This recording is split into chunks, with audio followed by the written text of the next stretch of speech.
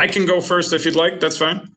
Let's go. Let's start with you, Dave. All Absolutely. right. So my name's Dave Phillips. I grew up in Buffalo, New York.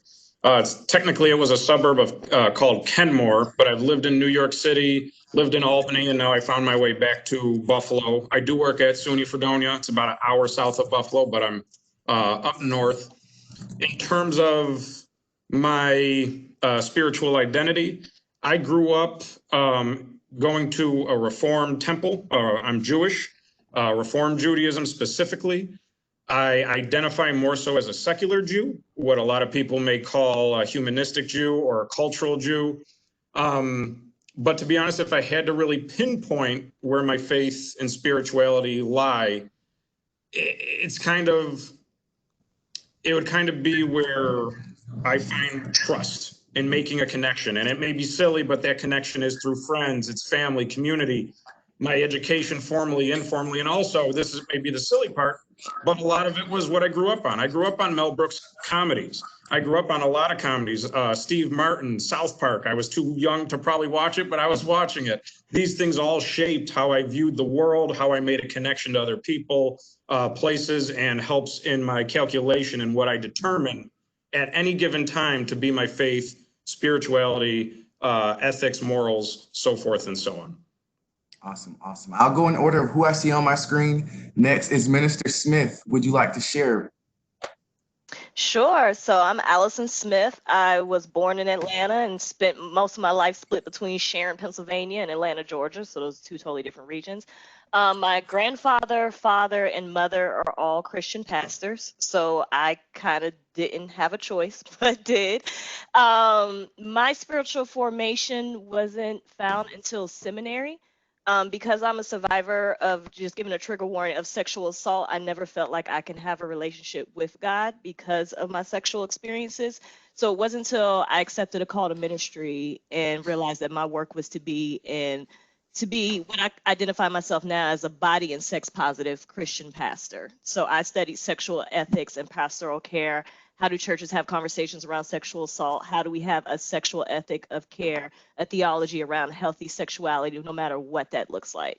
So my spirituality and faith makes sure that everybody, no matter what their faith background is, feels accepted, feels loved, and feels whole, because the gospel of Christ requires for us unconditional love, and we are not ones to say what that love looks like and deny anybody of that love. So that's the basis of my spiritual formation, is love first over everything. Thank you so much, Minister Smith. All right, next on our list is Dante.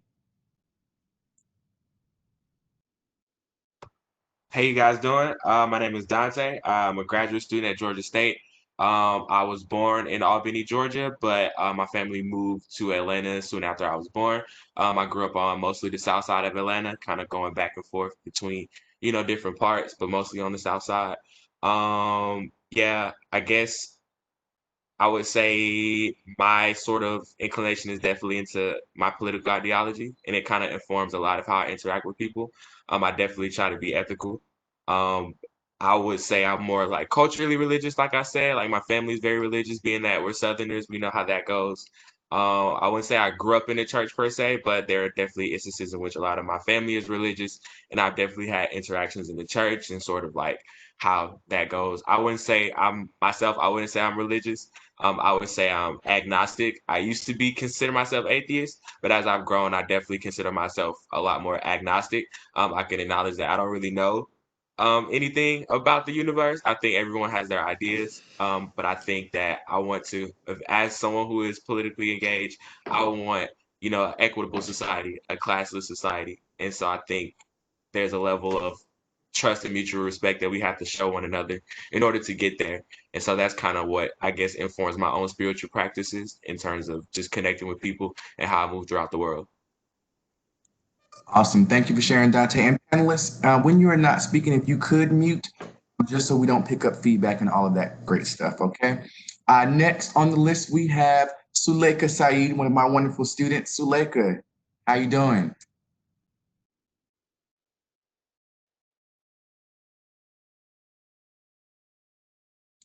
Suleika, I think you're still muted, my love. Okay.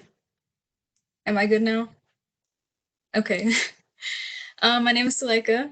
I'm a first-generation Somali American junior now at Georgia State, well, rising senior. I was raised Muslim and I always grew up really close to the mosque, so I was able to find a home in the religious community there. My spiritual identity, I think, is largely centered around my religiosity, and I think the two are intertwined in a lot of ways for me. Spirituality for me is believing in the unknown and the unseen and exercising faith in that. And I've always found that being able to put my trust in a higher being and God allows me to navigate the world with less worry and with a lot more assurance. And as I learned more about the religion, I was able to develop that sense more. So I think I kind of try to live my life according to that. Thank you, Suleika. And lastly but not least, our celebrity star panelist of the day, Lazarus Lynch. So that first Please don't introduce me like that, William. Hi, everyone. I'm glad we got to figure this out. I'm so honored to be part of this conversation. I'm just listening to all of your stories, identifying in so much of what everyone has said. I'm Lazarus Lynch. I'm born and raised in New York City, come from a family of 5 brothers and sisters. My mother is born and raised in Guyana via London. She moved when she was 13 with her family. So that half of the family is all in London today. And my dad's side of the family is from the South, from Alabama. So I spent my youthful years in New York and spending summers both in the South and abroad in London, seeing family. My mother she grew up Catholic and she was raised in a convent. So like a very pious sort of strict teaching of Catholicism. My dad, however, grew up in the Black church, Pentecostal Apostolic Church. So when my mother met my dad, my mother sort of adapted to going to his church. And my grandmother, his mom, brought her to the Pentecostal Christian church. And that's how I grew up. So I didn't grow up knowing about Catholicism, although that was still the practice of my family in London. I would only experience that during holidays when we would go abroad, for Christmas and go to the temple. So I grew up in the church, and I can relate to what Minister Smith was saying just about sexual traumas and embracing my sexuality as a queer man, queer and or gay man.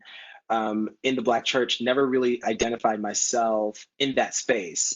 Yet I knew that there were so many who were in that space who could identify, but there was never a conversation about it. And so for me, it took me a long time to sort of get to a place where I could own my sexuality and I could own my relationship with God unanimously. The other thing I will say about that is I was very engaged in the music department because I'm a singer and a musician and all those gifts. And so I really struggled to, how do I stay in this community and exercise those gifts, but also be truthful to who I am. And so I feel I'm now at a place where, and this is a long story short, but having left several churches and having left the institution of what it looks like to come together on a Sunday morning with a community, I have now redefined that for myself in a way that allows me to still have community, still maintain a relationship with God, and own my sexual identity.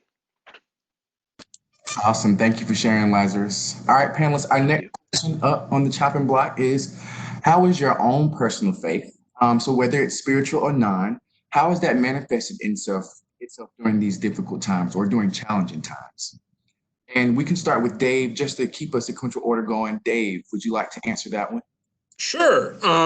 So I didn't really mention it beforehand, but sorry about that. I did grow up and, I mentioned it briefly. I'm more secular than anything. However, my manifestation of that secular Judaism, everything really manifests through humor with me. That's how it always has been, even as a kid, as an adult now, that's how it manifests. So I will say my faith or spirituality or humor, how it's being used during these challenging times, probably has become more cynical in nature. I'm using humor in a more satirical way, while always using it to punch up. That's what I was taught. It's this whole Sid Caesar mentality. You always punch up, you never punch down.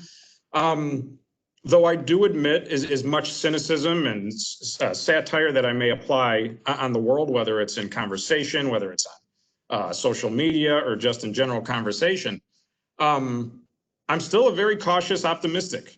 Some people may want to call it a cynical optimist, but I'm very optimistic with the way I view things. And if you want to talk about a continuation of the manifestation, although if one were to listen to me and my humor at times, they'd go, "Oh, he's really depressed right now."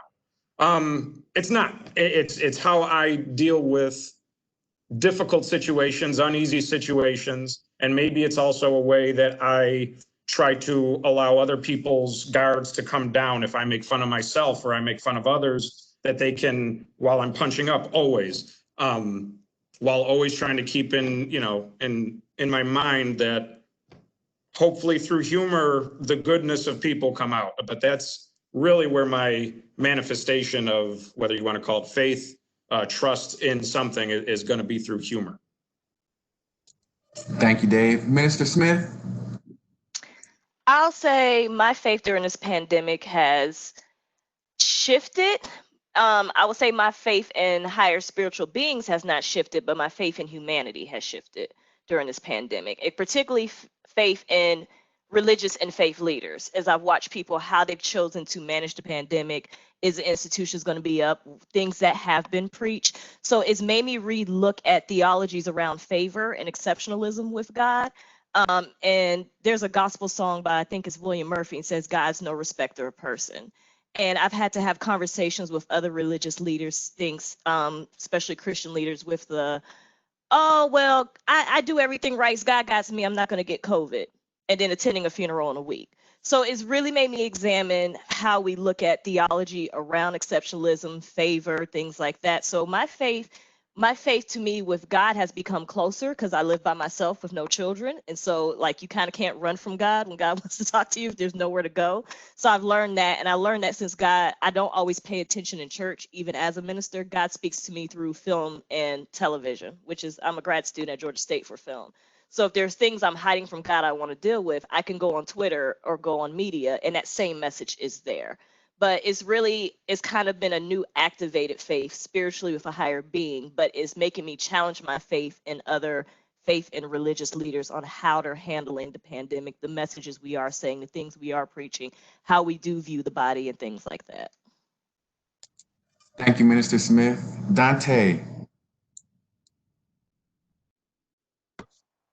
I guess the primary mechanism through which my sort of spiritual practice is manifested during this pandemic, I would say, because it's very much inclined on sort of like political ideology, I would say it's giving me a way to interpret a lot of what's happening. And just not only from just the government's response to the pandemic, the widespread unemployment, the widespread social unrest in terms of the protests, like all these different things that are happening, I would say it's sort of giving me a lens to sort of view all of those things in order to try to understand better, like what's happening, because it all seems to be happening so fast. It all seems to be so confusing. But in the same vein, it's like, because I think we know what's happening in a way, like, because we can see it before us, we can see the ways in which like people are going, like we have the resources to support people, right? But we're not supporting people. We refuse to shut down the economy, even though like more people are dying. I think the US has more than like 1/4 of the total death count from the virus globally, right? So it's just like, we see like you can give people $600 to sit at home rather than going to work. There are people who are literally collecting more money than I am still going to work. But it's like we have the resources to support those people, but we choose not to, right? The government chooses not to. They choose to give money away to businesses that are supposed to be for small business loans. $600 billion in small business loans are collected by the businesses owned by senators, businesses owned by congressmen, businesses owned by, people in this administration. So seeing that, right, and it's just like we have the resources to meet people's needs, and sort of being an organization and seeing people out in the streets and seeing the social unrest to say, hey, people are upset, people are angry, and it's important for us to sort of like do something about it. And the resources exist to support people's needs, and we should do it, especially during this time. Thank you, Dante. Suleika?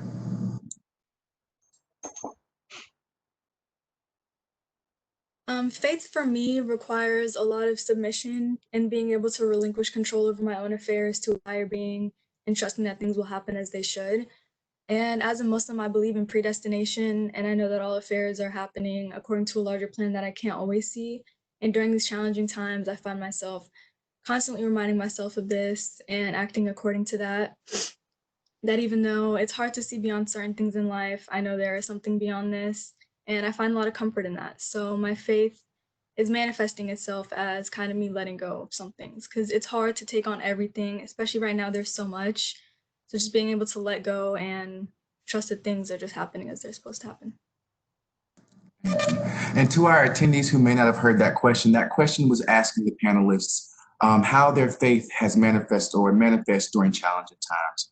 And so to wrap up that question, Lazarus, would you like? Yeah, can you all hear me? Okay, so for me, I'm coming back to, you know, my internal place, my internal compass, the voice of God, the centeredness of myself in all of what's happening externally around me. And I think that is the principle I learned through yoga, through my practice of yoga, of learning how to Suleika's point of letting go, right? The leaning and the trusting in the earth beneath me to support me is also the letting go of any other external things that might be trying to distract me from connecting and leaning in and trusting. So for me, I've been on the process of every day, how do I center myself? How do I ground myself into what is ahead of me, what is before me, what's to come?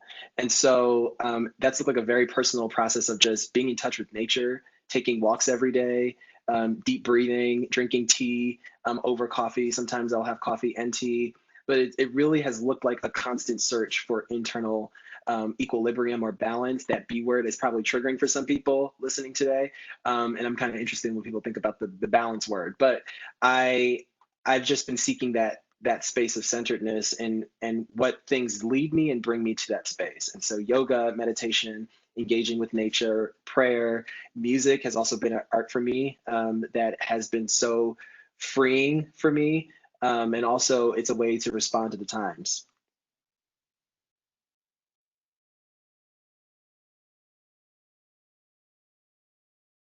Thank you, panelists. All right, so our next question, please forgive me if I pronounce this name incorrectly. Rabbi Chan Brook says, it's normal in times of heartache and fear to wonder, how do I get through this and maintain my faith in God? So can you all share how you are coping with COVID-19 and the recent murders of Black and Indigenous people of color? And how has your faith been maintained or challenged? And we'll start with Dave.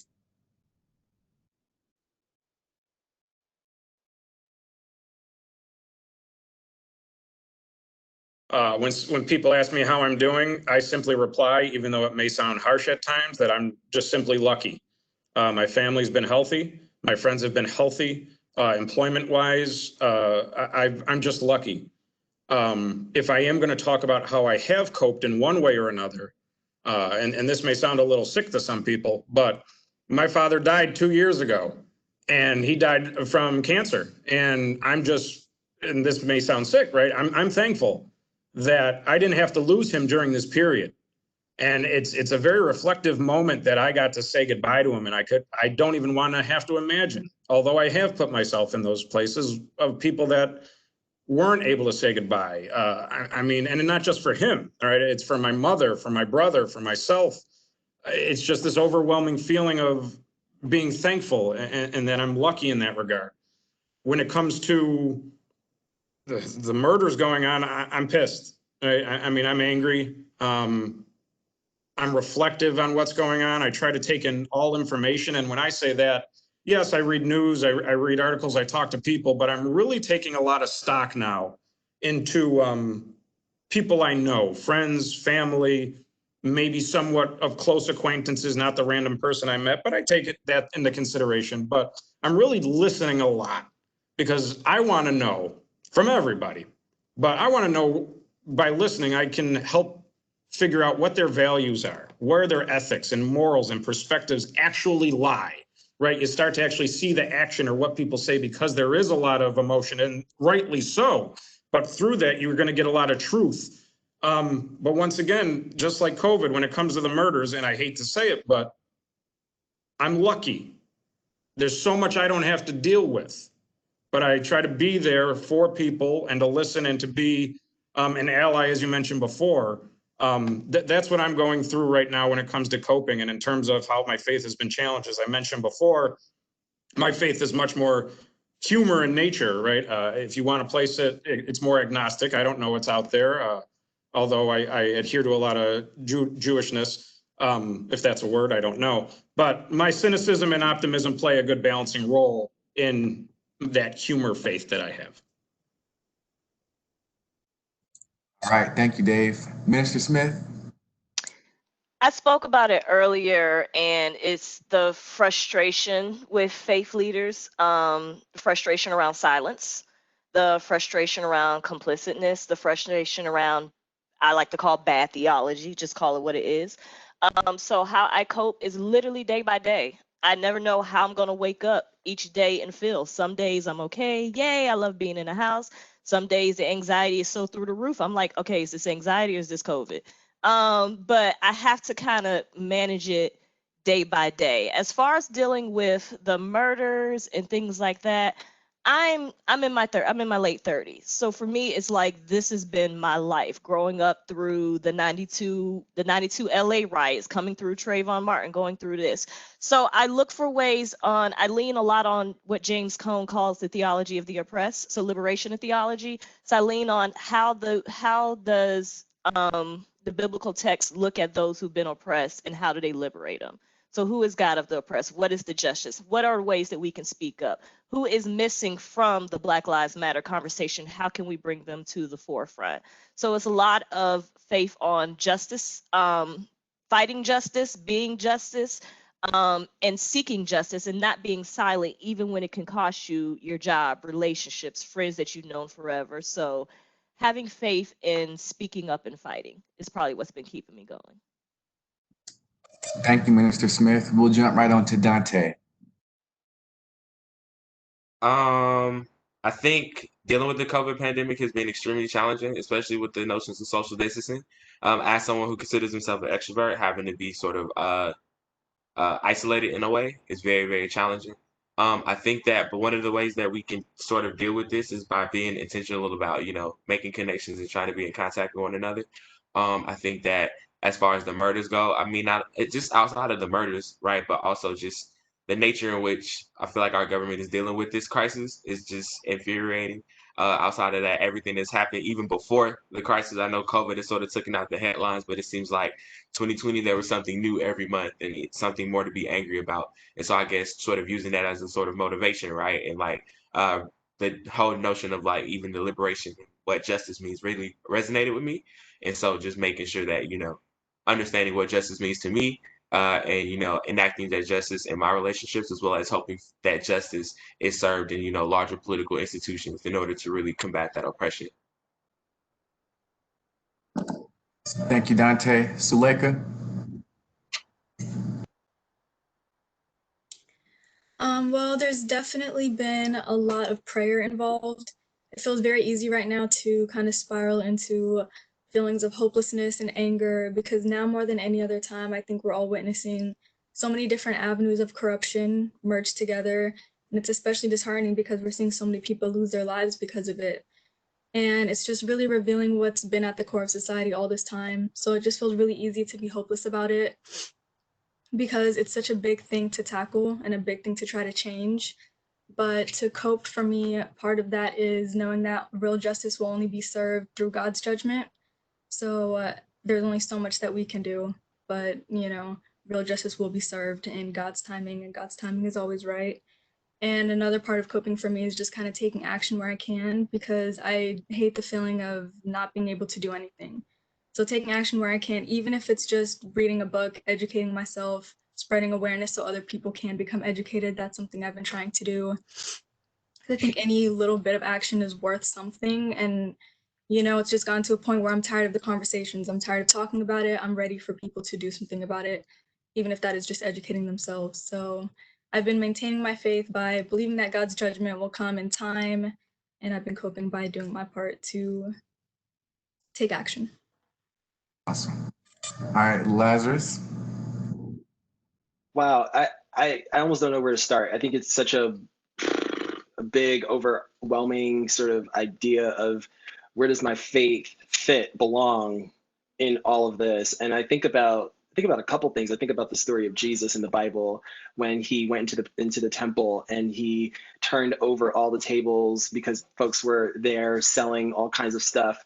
That's looting. Jesus was looting that temple. And, you know, we kind of paint Jesus as this holier than thou man who walked the earth and healed people, and all that's true. And yet he had anger. And yet he responded to that anger by flipping out and literally flipping over tables and said, you guys have turned my house of prayer, the house of prayer, into a den of thieves. And so I look at that from the context of, as people of faith, as spiritual leaders, that we have a responsibility not to just sort of address what's happening through the lens of prayer, but we have something to do. And there is a responsibility. The Bible also says that faith without works is dead. So my prayer has been a starting point. The way I vote, the way I think about using my dollars, the way I think about supporting going to a protest has been the action.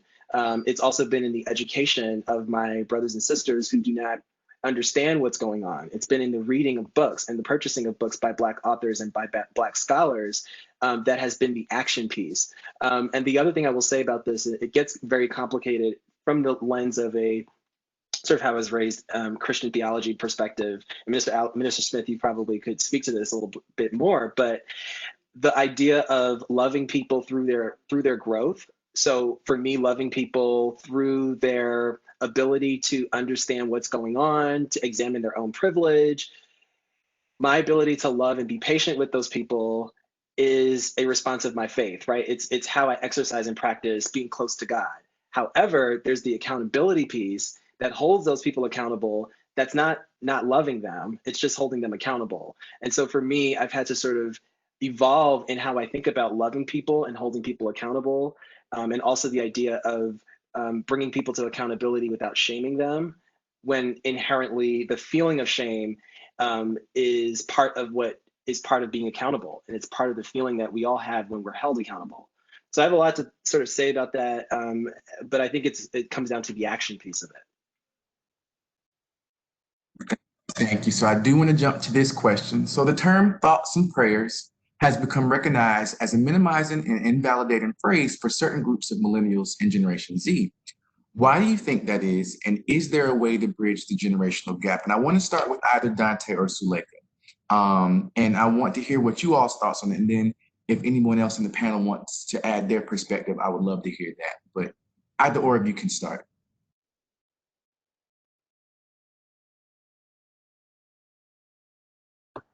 I can go first. I guess the critique is that when something happens, right, saying like thoughts and prayers, I guess sort of ignores the issue in a way, and it allows people to just kind of like, oh, I'm sending thoughts and prayers and just kind of not thinking about it. I think when disaster happens, we have to have a really systematic way of talking about it and understanding why it's happening in order to ensure it doesn't happen again. And so I think the issue is like when people say just, oh, thoughts and prayers, then it just seems as if like there's no real conversation around why it's happening in order to ensure it doesn't happen again. Do you think there's a way to bridge that gap? I mean, having discourse about the issue, perhaps. I think you can send thoughts and prayers while also trying to understand like why this happened and then trying to advocate for change. Suleika. Well, I think that thoughts and prayers is really nothing but a cop-out in place of actual, like, legitimate action. And especially when we hear that from people in positions of power, because we hear that so much from them when something happens. You have people in positions of power sending their thoughts and prayers when it's like, you know, you have the power and the leverage to make changes so that these things don't happen again. So, you know, thoughts and prayers really doesn't do anything for anyone. I mean, that can be supplementary to change and action, but sending thoughts and prayers with nothing else, like Dante said, I think it just kind of eliminates any space for a conversation to be had. And it's so frustrating for us because we know the things that need to be changed. You know, we're aware of everything that's going on, and we know, like, step by step, this is what needs to be done. And, you know, people are just sending their thoughts and prayers instead of doing these things. So I think the only way to really bridge this gap is by listening to the demands of the people and doing something about it. You know, change can only happen with action. Thoughts and prayers is, you know, kind of meaningless if you're not doing anything else about it. One of our participants says thoughts and prayers is an instant answer, much like asking someone how they're doing, but not really caring to know. Does any of our other panelists want to chime in on that particular question? Is there a way to bridge I just want to quickly say that I think this goes back to sort of the idea of patience and bearing with folks who are on their process of evolution, as we all are, right? But particularly in the conversation of responsiveness, I think that what we're experiencing across the board during this time is re-examining how we respond to crisis. And we've seen failures of that. We've seen how leaders have failed. And we've seen some successes of that, of how people have responded, the Black Lives Matter movement, the protests, the laws that are, you know, being discussed at the Supreme Court level. So I think what we're experiencing right now culturally is how do we respond in times of crisis? And this is one of those. This is one of those examples. Sending thoughts and prayers is a tap out, right? It's a tap out from getting involved, doing the work of knowing more. And I will also say that I think we're so inundated by everything. I mean, I'm personally on a little bit of a fast or break from social media right now because I was just getting overwhelmed. Part of my mental health is not being so attached to those things. And I think that we've become numb, right? We've become numb to seeing the violence. We've become numb to seeing Black bodies dragged in the streets by police. That there is almost, it almost feels like what could I say to contribute? But I think the contribution definitely must go beyond the talking points and has to get into the work of doing. All right, we have another comment from one of our participants. Thoughts and prayers require effort on the part of the one who expresses them. Perhaps those are the only contributions they have available to share. And please don't discount the small parts to the whole. Do we have any other panelists who would like to, Dave or Allison, that you want to contribute to that question?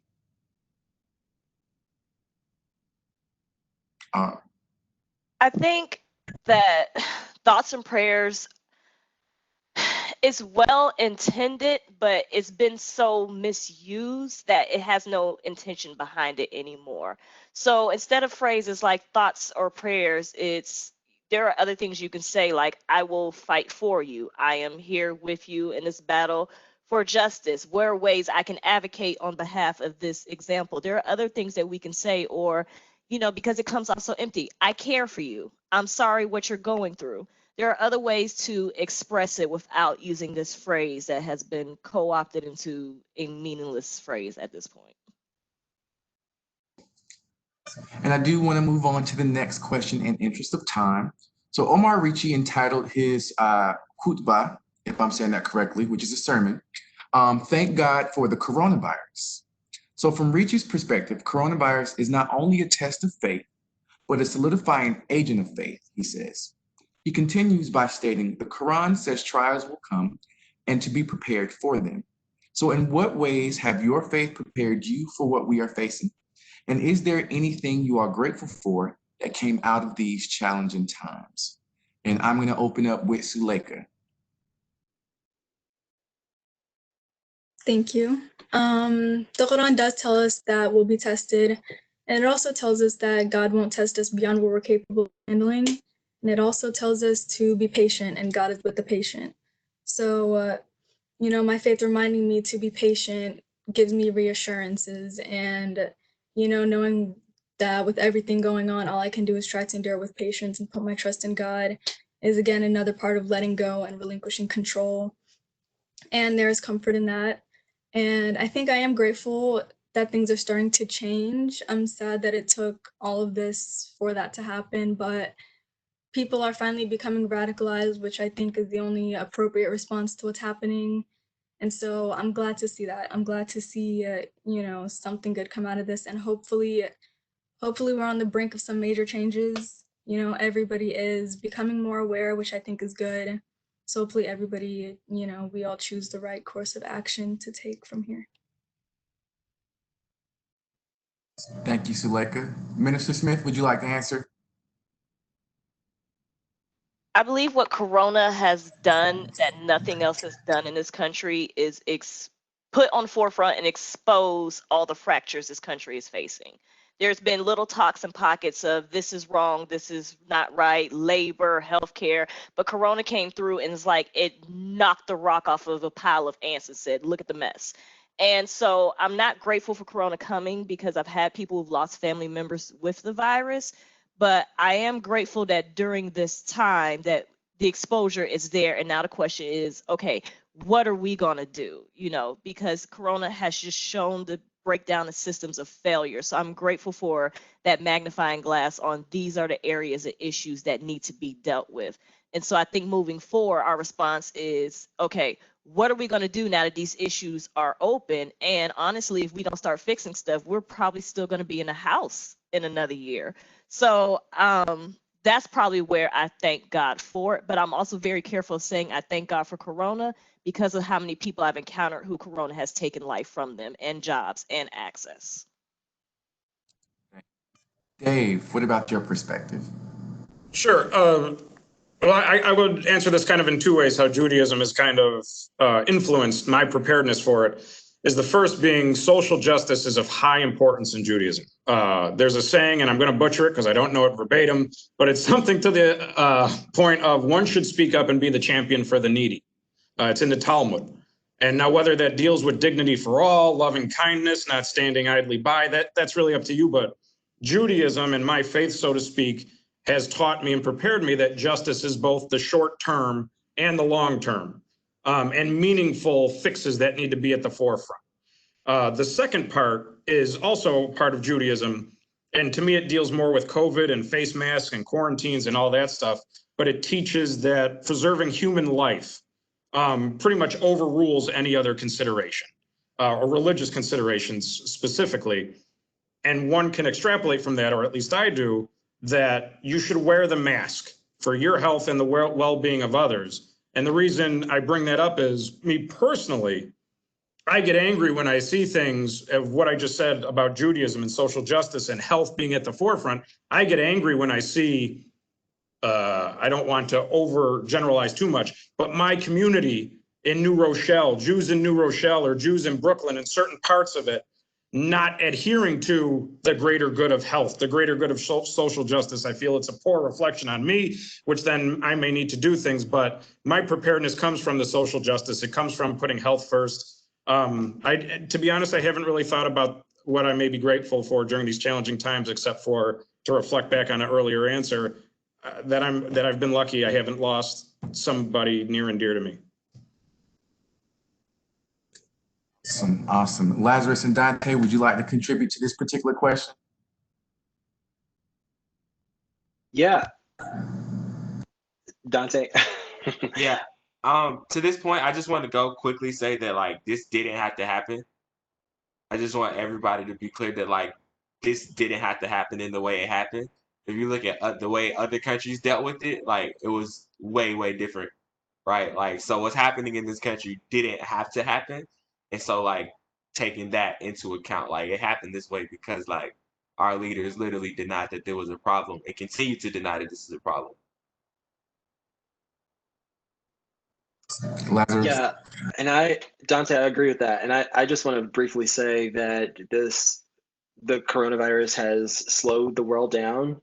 It's put the world at a standstill. It's brought to the front of the conversation of what's really important, what really matters. You know, the show is over. You know, in media, that we say the show must go on. The show has been stopped. The show has been paused. There is no more show. And that's a really healthy place for change to begin.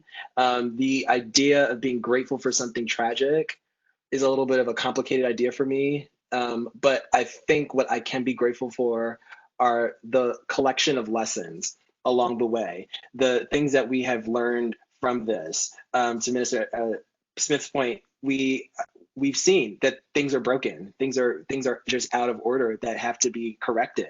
So it's not a gratitude for the trauma, it's not a gratitude for what happened, but it is a gratitude for the the things that do remain that have the potential to be reconstructed, reassembled, rethought, reconstructed. Those are the things that I'm grateful for as a result of the coronavirus.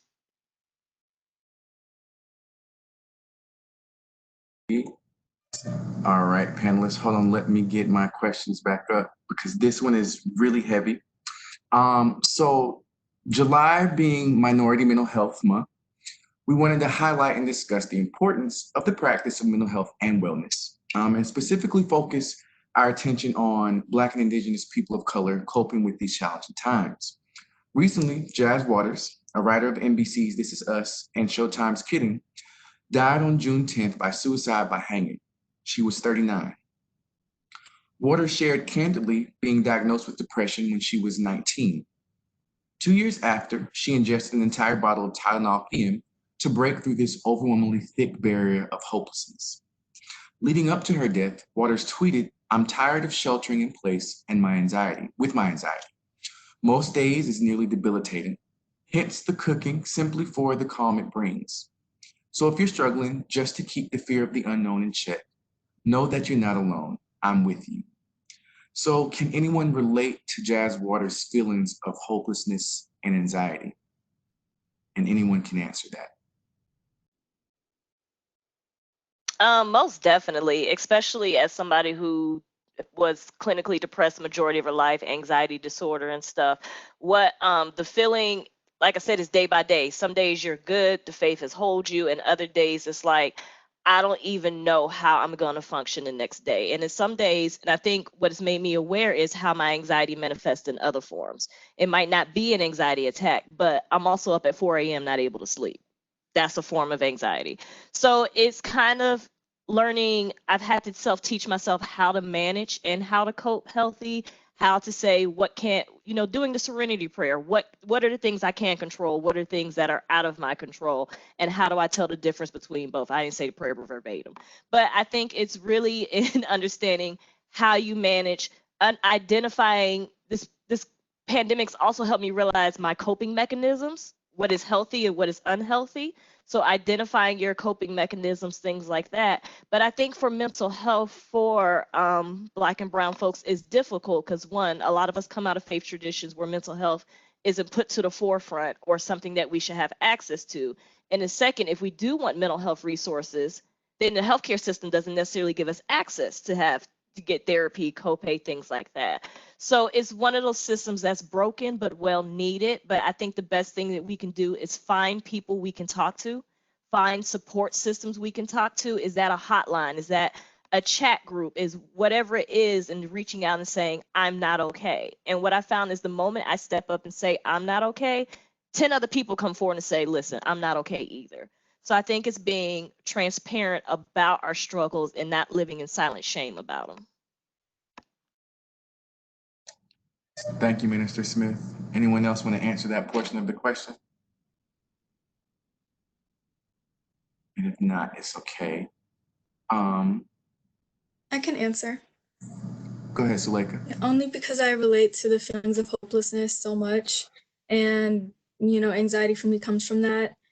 And the feelings of hopelessness, I think, is coming from a place of like seeing everything for what it is and just understanding that the world is so fundamentally bad. And it's just so disheartening because it's like, how can we come out of something that like at its core is like showing us, just how corrupt it is. And it just feels like sometimes any amount of goodness that there is really doesn't matter because we can't change the way the world works. And that's not really the kind of world I want to live in. So it does bring feelings of hopelessness because, it's almost impossible to see any substantial change happening, especially when you see the same kind of problems being repeated throughout history. Like everything we're going through now, I don't think it's anything new. It's things that people have experienced before and people have been experiencing for a long time. So, it's like we're this far into like the course of humanity and nothing has changed, it raises some questions and some feelings of hopelessness for me that I'm still learning how to cope with and deal with. But. Thank you, Suleika. And so I'll say 10 Oh, seconds. okay. I'm so sorry. Just 10 seconds. I think that, I totally identify. I feel high and low every day. And I feel the highest of highs and the lowest of lows every single day. I think that this is bigger than a month conversation. I appreciate that we're dedicating months to holidays and focusing on certain things. This is a bigger conversation than July. This is a January 1 to January 1 to December 31st. Like, this is a year throughout year conversation for BIP OC community people around mental health. And I think that I want to make sure that I'm part of the conversation beyond July. Thank you for sharing that, Lazarus. To all our panelists as well, do you think it's possible to pray mental illness away? And Lazarus, since you were the last one to answer, do you want to start with that one? No, it is not, period. No, and I just want to, because we've been talking a lot about prayer, and so I just want to just address what prayer is. And prayer, and there are different definitions of prayer. The way I define prayer is communication with higher power, communication with God, communication with the universe. It's your expression with that larger source that brings you peace, centeredness. It's just that communication. It's a conversation. And so prayer is not for God, prayer is for us, prayer is not for the other things we pray for, people we pray for. Prayer is meant to help us channel and understand what is next for us. I pray and I meditate. There are two different practices. And so sometimes it's a prayer for request, it's an ask. Sometimes it's just a prayer of gratitude. It's a prayer of thanksgiving and an acknowledgement of what is and being grateful for that. There are forms of prayer. Prayer is not just spoken. It can be musical. It can be danced. It could just be a request and intention that is expressed. So you can use that in tandem with the action piece of getting the support, of taking the medication, of talking to a therapist, of having a community, being part of a community. I do not think that prayer alone is the answer. Dante, would you like to answer?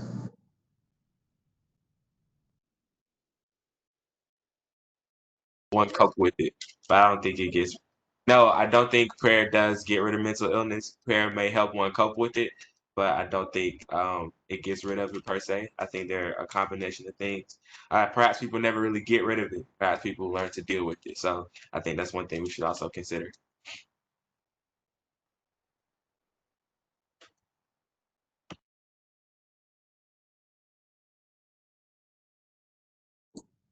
Sorry, Dave or Minister Smith? I agree with what was said, especially with what Dante said. Like, I believe prayer can offer you a sense of comfort, and that feeling of comfort can be very positive, but I in no way believe that praying cures a mental illness or other things like that. I believe the prayer should be shifted. I think when we talk about praying away mental illness, our assumption is that we should just come in and say, pray like, Lord, take the mental illness away, where the prayer should be, Lord, show me where the resources are. Show me how to get access. Show me how to get help. Help me identify what the mental illness is. What medication do I need to take? So I think if we shift the prayer from trying to just heal it automatically, as I always say in church service, it's not going to take 3 fasts and 2 prayer meetings to get rid of mental illness. But if we change the prayer to access, help, resources, things like that, prayer can begin to shift and being open to that help, but not as in a prayer, I'm just going to heal it and it's going to go away. And Minister Smith, you kind of led into our final question. Do you all have any suggested resources students can explore for faith, mental health, or social justice?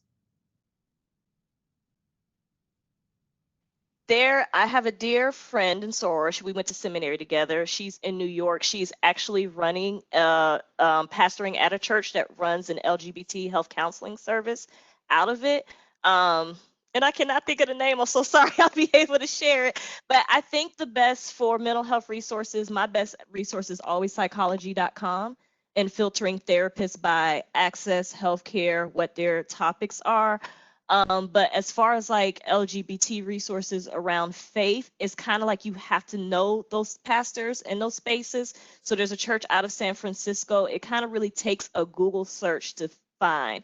But one denomination in the Christian faith I know is very open is the UCC, United, I'm messing up, whatever it is. UCC is very open. It has a lot of resources, things like that. But sometimes it will have to take a Google search, having access, having those conversations to find those things. But as somebody just saw, Trevor Project is one too, a good way. And anything around Safe Sanctuary always has resources and things. Thank you. And folks who are participating, the trevorproject.org was provided to us. Also, Spirit and Truth Sanctuary for a different perspective were some resources that were listed. Do any of our other panelists have any resources that they would like to share, or any that you could drop in the chat box? Just, oops, sorry. Okay, David. So just real quickly, when it comes to at least faith, when it comes to Judaism, I think the best thing someone could do, Google and find out where a temple or synagogue is close to you. Contact them. If there's none close to you, you can find one, or to be honest, contact me. I'm more than happy. By no means am I the is-all be-all in terms of knowledge of Judaism, but when it comes to faith and how Judaism may rely in terms of social justice, mental health, the best thing I think you can do is contact those different temples, and keeping in mind there's different denominations such as Reformed, Conservative, Orthodox, so forth and so on. Thank you, Dave. Dante, you were going to speak? Yeah, I was just gonna say that I think people should utilize, as far as the resources in terms of like faith-based resources, there are a lot of resources on campus. Perhaps these campus organizations are having like virtual meetups in lieu of like in person. In terms of the social justice tips, similar, there are a lot of different organizations on campus dedicated to social justice. I think people getting involved in their community and the ways in which this crisis has definitely impacted them and trying to, advocate for changes in that way. But yeah, just different things like that, resources on campus or, in your community, all these different things. And also, too, for our participants, I do want to throw out our Georgia State Counseling and Testing Center. They do have services that you are able to utilize. They are still operating virtually, so please take advantage of those. And if you or someone you know is at risk of suicide, please call the U.S. National Suicide Prevention Lifeline at 800-273-8255, or you could text TALK to 741-741. So that number again is 800-273-8255, or text TALK to 741-741. We also have suicide hotline that was also put in our chat. So if you want to see it physically, it's right there in our chat portion, participants. And finally, are there any last thoughts from our panelists? Any words of encouragement to our participants? Yeah, I just want to say to everybody, that wherever you are, however you're experiencing all that is happening, that you are valid in how you feel, that you are valid in your experience. I also want to say, let no one shame you into silence, because joy is a radical weapon in shame. And so reach out, use this space, use these opportunities, these links, to continue to fight for your joy, because that is the weapon against our silence, against our shame, against our oppression and depression. You are not alone. I am with you in all of it. I've lost family to COVID. I am up and down every day, and still also being an entrepreneur, trying to figure out what are my next steps. Unemployment is real. And so I just wanted to encourage everybody that we're in this together. I'm not sending my thoughts and prayers, but if you do want to hit me up or DM me, I'm happy to talk. I'm happy to keep this conversation going outside of this forum. Yeah. Thank you, Lazarus. Any of our other participants?